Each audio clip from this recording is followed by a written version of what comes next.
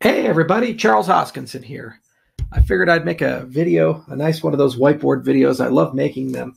And let's talk a little bit about decentralization. So I heard through the grapevine that old Jimmy Sung and Tone Vays were picking on Cardano. And generally I don't reply to Tone. This is really not a rebuttal or reply to him because what's the point? I mean, you can't really beat stupidity with facts.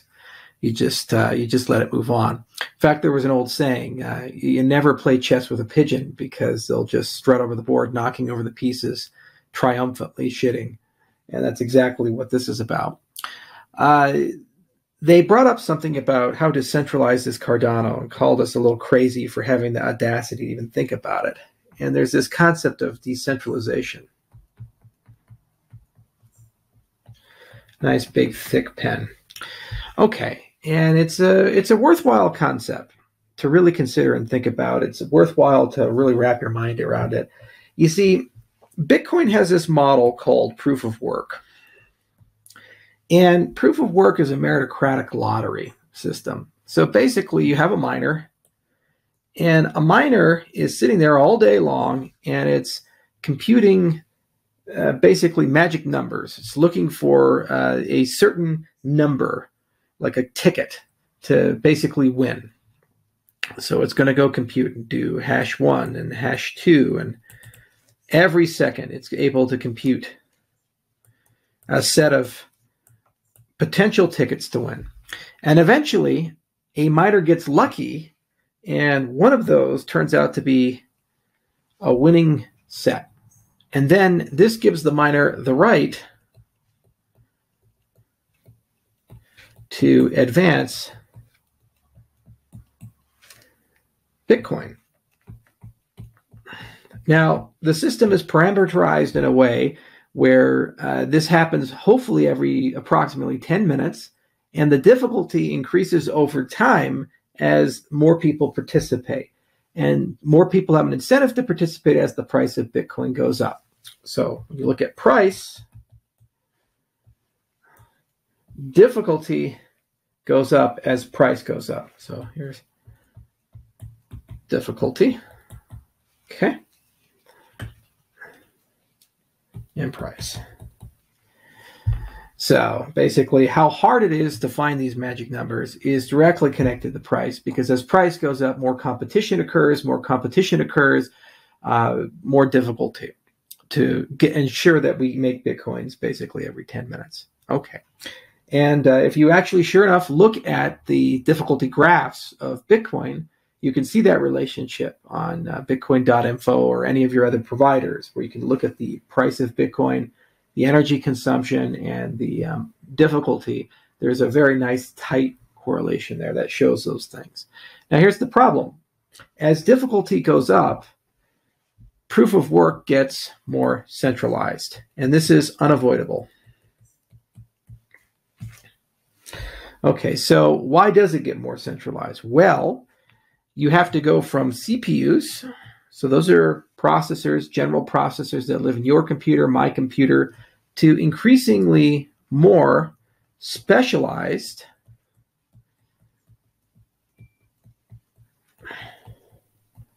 hardware. So anybody can buy a CPU. Your price of admission is very low there. That's Intel, AMD, ARM, etc. Anybody can buy a GPU.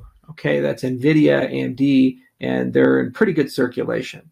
But then when you start getting to increasingly more specialized things like FPGAs or ASICs, in fact, when I made my first videos on Bitcoin, we were moving from GPUs to FPGAs. That was a big transition back in 2013. And there were already people building ASICs, application-specific integrated circuits. These are custom. And in many cases, they're patented. And in many cases, they're owned by private companies. Okay? And guess what? They don't have to sell these to you. If it's patented, you can't make it. If it's a private company, the private company doesn't have to sell it to you. And given that it's custom, what does it mean? The supply chain of these things is very, very tight. Okay, so if these are the only devices that you can use to mine, then you tell me, is the fact that somebody gets the right to decide who gets it open or closed? Somehow the Bitcoin people, they just have so much difficulty with this topic. The other thing is that your ability to profit, to make money on Bitcoin mining is directly connected to not only your access to ASICs. Okay, that's one, but it's also connected to your price of electricity, price of power. All right, well, hang on a second here. What if you live in a country with very expensive electricity? What if you live in a country where you have political connections? You get free power or inexpensive power. So, based on geography and political connections, your price of power may vary. So, how is that fair for people who don't live in countries with subsidized power or or they live in countries with very expensive power? So, we already have two factors that limit access to mining. Okay, two factors that limit access to mining, geographically and also one in the supply chain.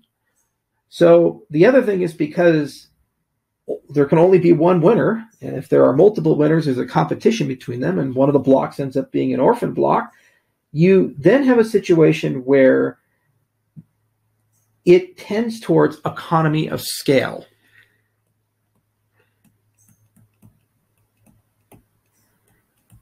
Okay, so what does that mean, economy of scale? It means that the larger actors tend to do better. They can optimize things, they can build better data centers, they can have better network access.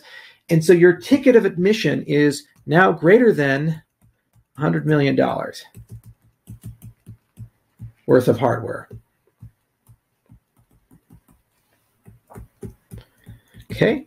You could certainly run a small-scale ASIC mining operation, but you're not going to make a lot of money, especially if there are delays in the ASIC supply chain, because if you get older generation ASICs, your margins will be substantially impacted. So the people who are making real money, who have real power, those are people who have invested greater than $100 million into their mining operations.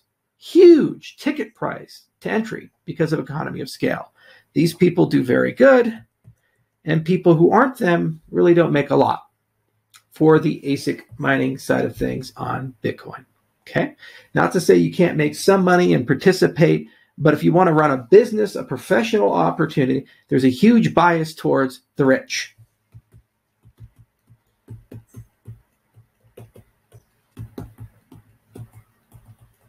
Okay, so Bitcoin, you need ASICs, you need subsidized power. You also benefit substantially for economy of scale.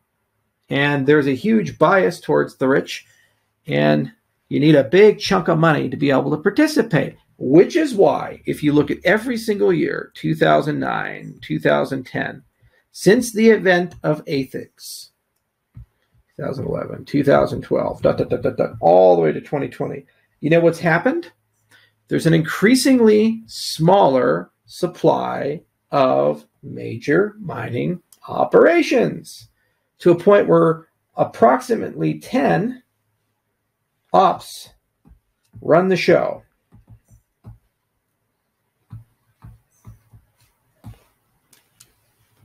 Okay, so 10 big actors, less than 10 big actors, control more than 51% of the resource. So you have guys like Jimmy and Tone, they run around and tell you Bitcoin is the best thing in the whole wide world. Mining is the only way to truth. By the way, can you participate? Well, Bitcoin's so decentralized. It's so decentralized. And you say, well, the people who maintain the system, they live outside of the system. They are consuming a custom resource that's patented in private. It benefits tremendously from the price of electricity. And they got to have a lot of money to be able to play and participate. That doesn't sound to me like a decentralized system. And lo and behold, over time, you get increasingly more federated.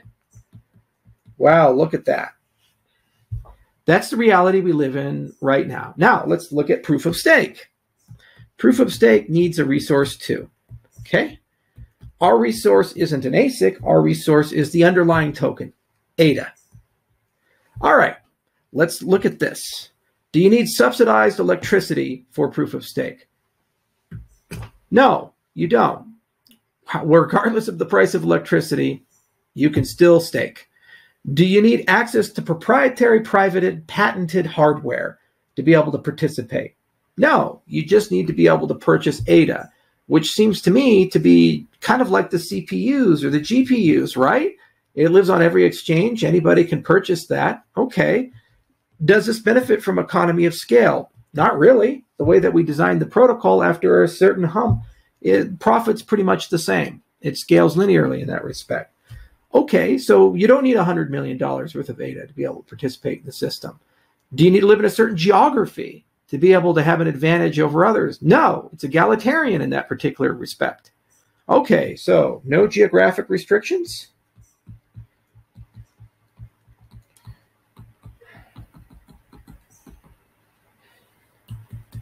Okay. No patents. Open access to resource. And the poor can participate.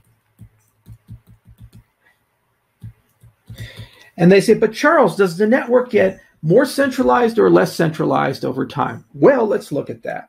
Okay, so as the price of ADA goes up, so as we increase the price, you know what happens? That K factor for the amount of stake pools goes up too. K increases. Why? Because it's easy to increase K to make more profit for people when you have a higher value token. And we can model that. We published a bunch of blog posts that can show this relationship. So over time, as ADA grows in adoption, because it's a finite resource, it becomes more scarce.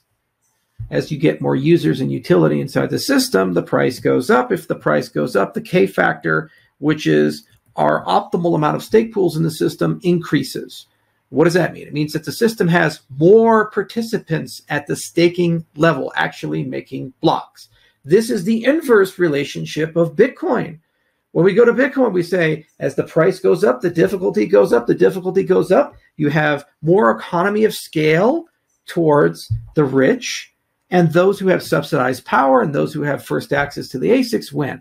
So you end up having fewer and fewer and fewer people participating on the consensus level, less and less people like you, everyday people, and more millionaires and billionaires with vertically integrated, sophisticated operations and powerful data centers and so forth. This is not the case for the system we've constructed here. You have an open resource that's always going to be available. There's always going to be sellers floating around who are exiting and entering because markets exist. It does not yield geographic restrictions. There's no patents. There's no restrictions in that supply chain. You have open access to the resource as a consequence of liquid markets. The poor can participate just as much as the rich can. And as the price goes up, the K factor gets larger. The system gets more participation.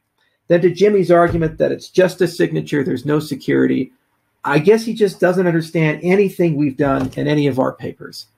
I would encourage him to start by reading the GKL paper and then telling us what's wrong with that model. I would encourage him to read the Ouroboros Classic paper and tell us what's wrong with that model, where that doesn't make any sense. He says there's no security at all. It's nothing. It's a paperweight. It's like paper clothing.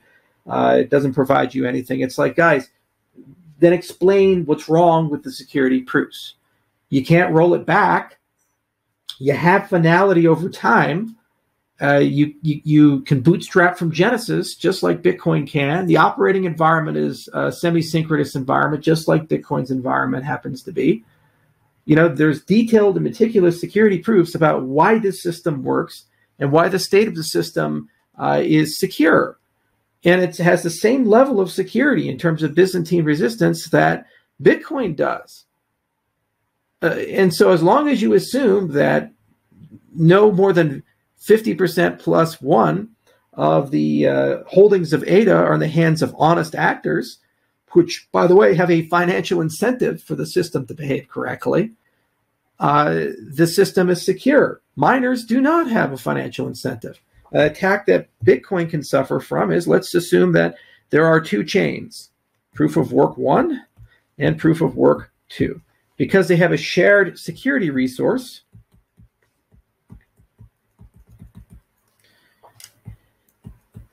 if these two chains achieve the same price, or relatively the same price, then, assuming markets exist, if you have enough of that security resource, you actually have an incentive to destroy one of the chains. Why? Because you can make just as much money mining chain 2 as you can make mining chain 1. So, since you have this shared resource, if you destroy chain 1 and short sell it,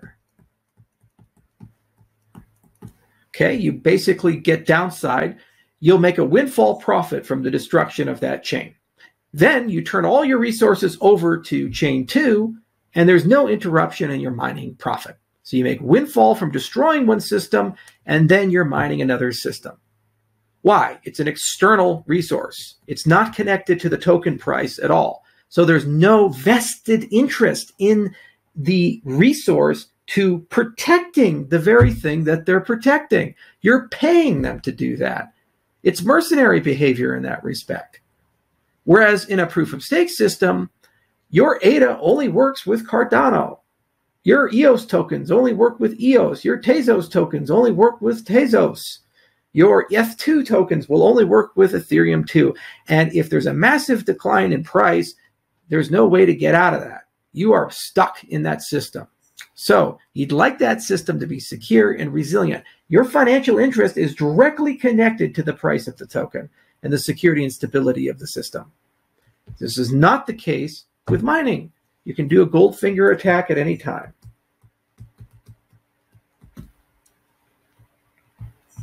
Throughout the years, there's also been things identified like selfish mining. You should look that one up. And a litany of other game theoretic attacks that exist in the mining world. It's not a perfect consensus algorithm. There are ways to improve it and make it better and mitigate these things, but it is absolutely disingenuous to say Bitcoin-style mining, which is ASIC heavy, is the end-all be-all and the only way to provide security. With Genesis, we got bootstrap from Genesis, and we have another paper coming out to give us the ability to recover from spikes of dishonest majority. We've already achieved the same synchronization model, and we have the same security threshold as Bitcoin now. We detailed all of this in beautiful papers that we wrote. And just to give you guys a sense of these papers, let's show you, okay? So if you type in GKL 15,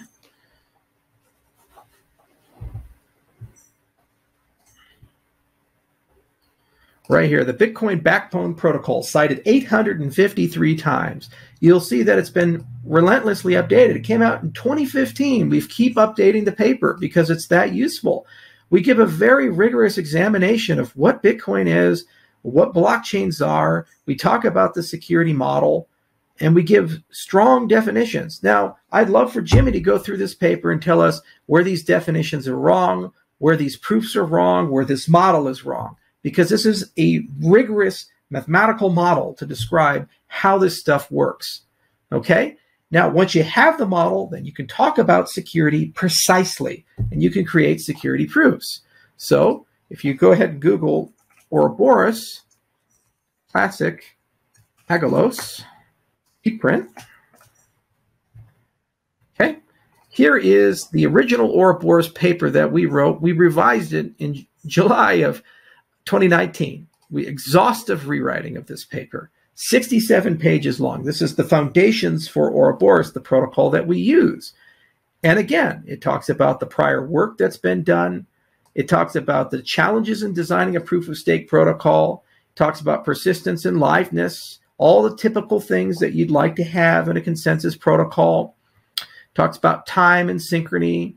Talks about how the ledger works, and here are the 3 properties from the GKL paper: the common prefix with parameter, the honest chain growth, and the existential chain quality with parameters, okay? And then we rigorously go inside the paper, step by step by step, explaining why the protocol is secure. Then, what did we do? We wrote another paper called Ouroboros Preos. Here, we said it's not just good enough to create a synchronized protocol. We need a protocol with adaptive security. We need a protocol that behaves in realistic network conditions. So we modeled it in a fully adaptive corruption and semi-synchronous setting. Okay, going down here, you can clearly see all the work here. And we're actually rewriting this paper to modernize it because there's a whole bunch we've learned since 2017. Are we done yet? No. Then we wrote this paper, Ouroboros Genesis. Okay. And sure enough, look at this right here. The key thing that Bitcoin provides, the beautiful thing that Bitcoin provides, is the ability to bootstrap from Genesis. So what does that mean? It means that if you're a Bitcoin user and you've never used the system before, and you have a whole bunch of chains, candidates that are provided to you, you are actually able to do a calculation. Okay? You run that calculation with each chain you've been given, and you'll be able to weigh them. Whichever one has the most work, that's the winner. And then you say, okay, that's the real one. It's a great property. Okay? You have no knowledge of the system. You just do a calculation, and you're able to determine chains from each other and get rid of the ones that are less work. Okay, so determinism and chain selection. We accomplished that here in this paper with proof of stake. It was the first of its kind, and it was reviewed at a great conference, CCS, which was one of the most prestigious cryptographic conferences, not cryptocurrency, cryptographic conferences in the world. Back in 2018, I believe, is when we got to CCS, or 2019, I can't remember. So anyway, it was CCS at Ouroboros Genesis. And there are more papers coming out from here. Like, we had to play with the clock. So we created Ouroboros Chronos.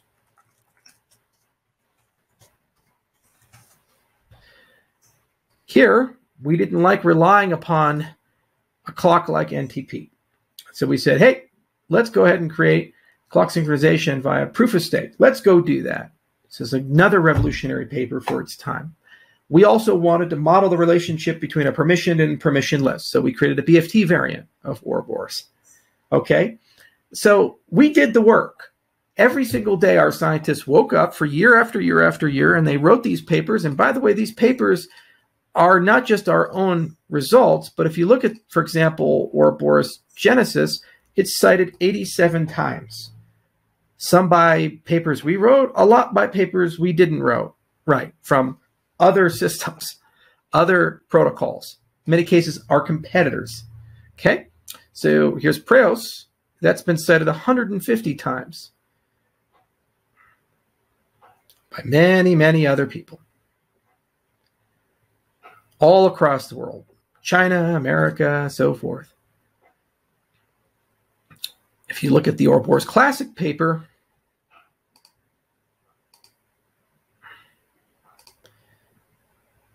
that has been cited now 657 times, all across the world. Cornell University, Ido Bentov, David, look at all these people.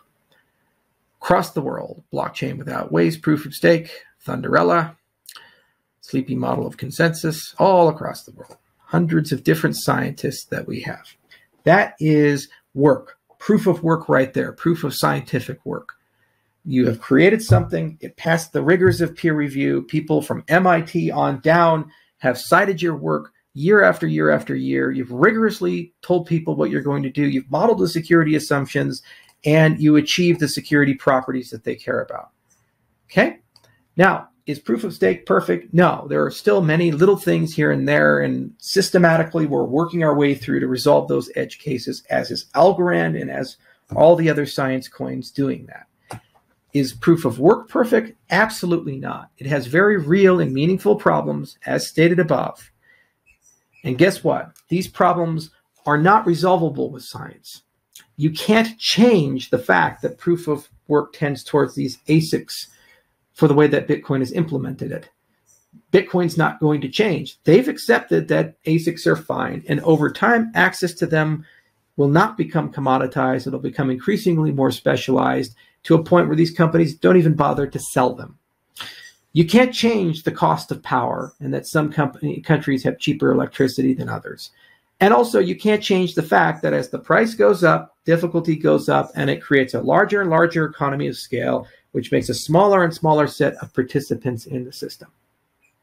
Okay, and the proof of stake system, if the price goes up, more people divest, the markets get stronger. At any given time, that resource will always be available in some capacity. So you get more and more equal access, and we modeled how we can increase the K factor with price. So as the token gets more valuable, there's more profit for the stake pool operators. So you can increase K factor to get more diversity in the stake pool operators, which means you get more and more and more and more stake pools. So you go from 100 to 1,000 to 10,000 and so forth. So if the system is worth the same as Bitcoin, it'll be thousands of times more decentralized in that respect. And decentralized means real human beings, small businesses are running a node and making blocks. By the way, because of this two-layer model, where you have the regular everyday user and then you have the stake pool operator, what does that mean? It means that you have a trusted layer in the system to deploy layer 2 solutions. They always ask, where are we going to get the lightning channels from? Where are we going to get oracles from? Where are we going to get cross-chain interoperability from? Well, we have a special class of small business operators who are in our system we trust to make blocks for us. That's getting increasingly more diverse and has an incentive to watch each other and compete with each other. Well, that means that over time, those SPOs will add more services to the system. Okay. And what does that mean? It means there's more use and utility for the system and more profit for the SPOs. So we have an incentive to increase the use and utility by increasing the diversity of stake pool operators because they're trusted actors, because they've pledged amounts and they have brand and reputation inside the system. And if they're caught doing bad things, they lose the stake that's delegated to them and they kind of get kicked out of the system in that respect. You basically can use them as a stable set of actors to do things, whether it be generating random numbers or providing timestamps or oracle services, et cetera, et cetera. And the system can be run anywhere. Let's say China bans Bitcoin tomorrow, okay? Because they keep doing that. All those miners in China, what the hell do they do? If you have a $100 million facility, maybe the government takes it over. Maybe they just throw them all into a warehouse and then the hash power goes down dramatically. Well, with a system like this, if your country passes laws that says running a stake pool is illegal, what you do is you just incorporate abroad in a different country.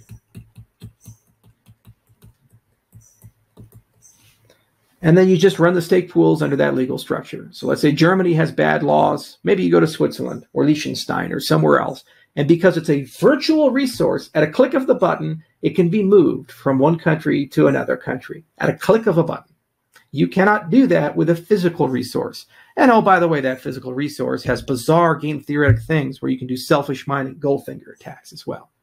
So it's just laughable. It's absolutely laughable when I see these insane videos come out from these maximalists where they just pretend this is the end-all be-all. Our system is 1.6 million times more energy efficient than Bitcoin at the moment. 1.6 million times. And if their continuing success means that we only get more optimized, by the way, we have an incentive to reduce the energy consumption because that energy consumption has nothing to do with your performance as a stake pool operator. So the cheaper hardware that you can use, the more energy efficient hardware you can use to do the same job, the better for you and your bottom line. So your incentive for energy consumption per user is getting lower over time. In Bitcoin, anytime you have an energy gain, you buy more miners. So you can generate more magic numbers to find that winning lottery ticket to advance the network.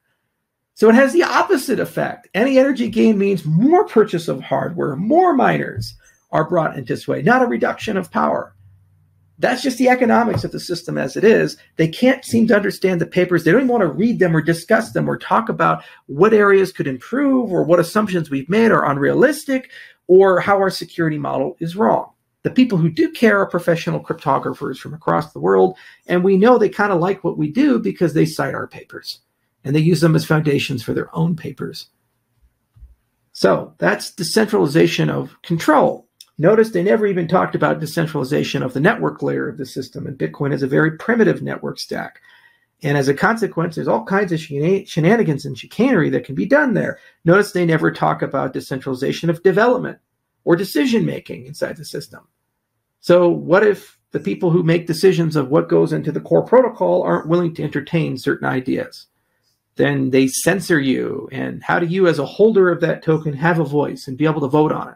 We have an on-chain governance system. That same virtual resource that gives you a voice and how the system is going to make blocks and advance itself also gives you a voice on how the system is going to evolve.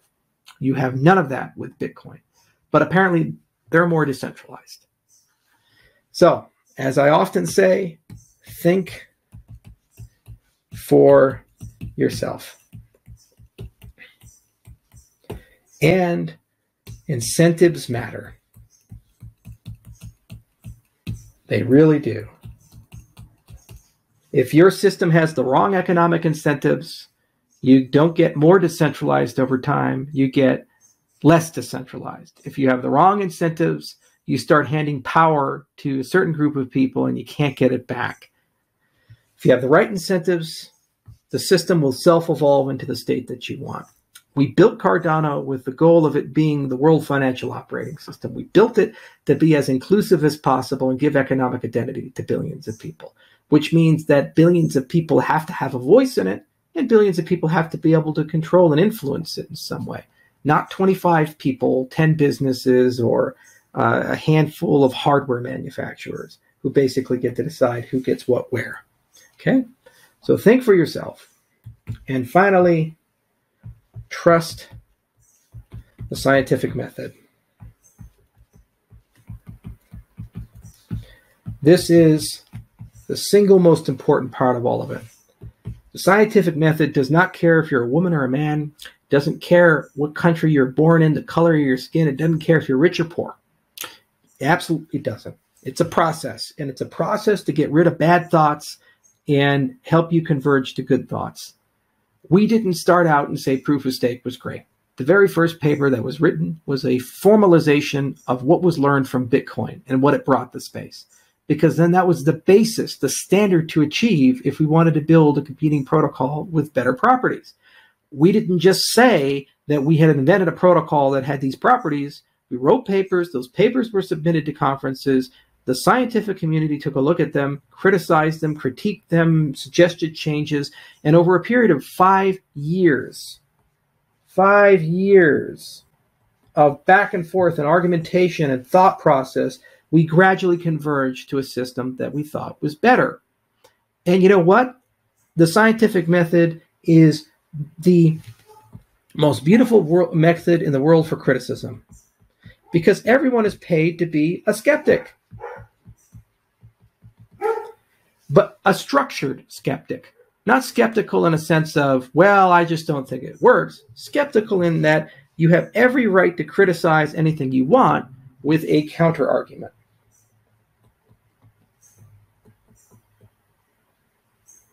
You can't just say, I don't know. You say, well, here's why I think it doesn't work. Here's a counterexample. Here's a flaw in your thinking or a question about your proof. It's a process. And the more you run that process, the stronger the ideas get, the more accepted the ideas get, and eventually you can build them on granite. So think for yourself, do your own diligence. Incentives absolutely do matter, and really think carefully about the incentives that Bitcoin currently has, and trust the scientific method. Of course, be skeptical, but if you're going to be skeptical, then be very specific. If you see somebody say, it's just a scam, it's a scam. Okay, great. Then tell us where the scam is.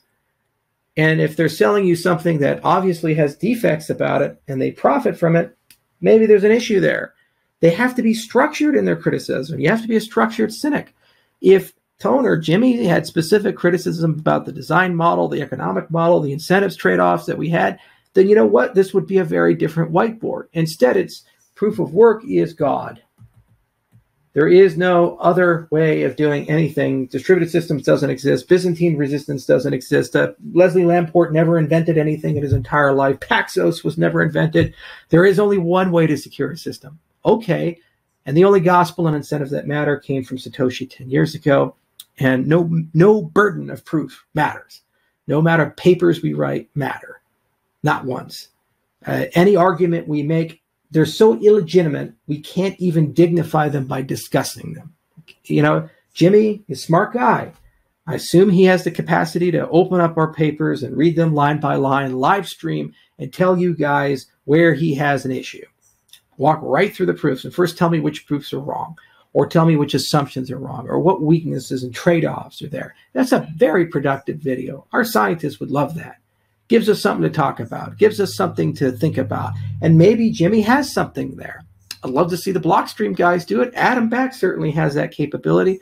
But, you know, they don't do it. Why? Because deep down inside, they kind of know that we won this fight. They really do.